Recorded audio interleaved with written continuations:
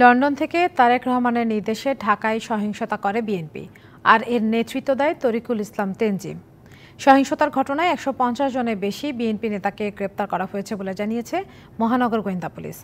আর BTV ভবন, metro rail ও রামপুরা সহিংসতায় নেতৃত্ব দেয়া গণ অধিকার পরিষদের যুগ্ম সদস্য সচিব তারেক রহমান সহ ৪ জনকে গ্রেপ্তার করেছে র্যাব। এদিকে নাশকতার ৩৮ মামলায় এ পর্যন্ত গ্রেপ্তার হয়েছে ১১৩৮ জন। নাশকতাকারীদের ধরিয়ে দিলে পুরস্কারের ঘোষণা দিয়েছে পুলিশ। শিক্ষার্থীদের কোটা সংস্কার আন্দোলন হঠাৎ সহিংসতায় রূপ নেয়।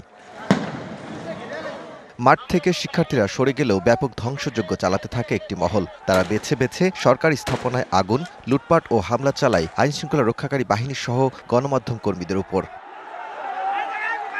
পরিস্থিতি শান্ত করতে কারফিউ জারি করা হয় দেশব্যাপী। সহিংসতাকারীদের ধরতে চলছে চিরুনি অভিযান। ঘটনার উস্কানিদাতা ও নির্দেশদাতাদের খোঁজে গোয়েন্দারা। এই ঘটনায় মঙ্গলবারও ডিবির হাতে গ্রেপ্তার হয় বিএনপির একাধিক কেন্দ্রীয় ও মহানগরের শীর্ষ নেতা। ডিবি পুলিশ বলছে, বিদেশ থেকে বিএনপি নেতা তারেক রহমানের নির্দেশে হয় হামলা। অর্থ ও খাবার সরবরাহ করে বিএনপি নেতারা। তারেক জিয়ার কাছ থেকে সরাসরি তথ্যটি আসতো।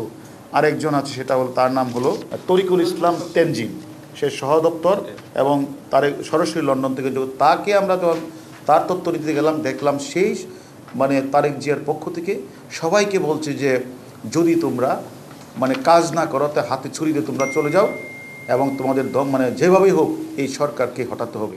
গোয়েন্দা পুলিশ বলছে, যারা এই ঘটনা ঘটিয়েছে তাদের তালিকা ও প্রমাণ তাদের কাছে এসেছে।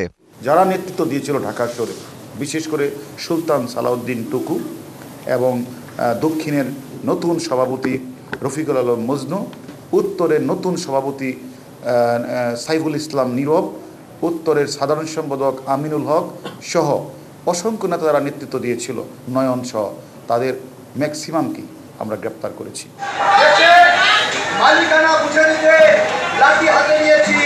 সহিংসতায় রামপুরা বিটিভি ভবন, মেট্রো রেল সহ আশেপাশের স্থাপনায় হামলার নেতৃত্ব দেয়ায় গ্রেপ্তার করা হয়েছে গণ অধিকার পরিষদের ৪ নেতাকে। বিদেশ থেকে তাদের মোবাইল ব্যাংকিংয়ের মাধ্যমে টাকা সরবরাহ করে এই হামলা করতে বলা হয়েছে।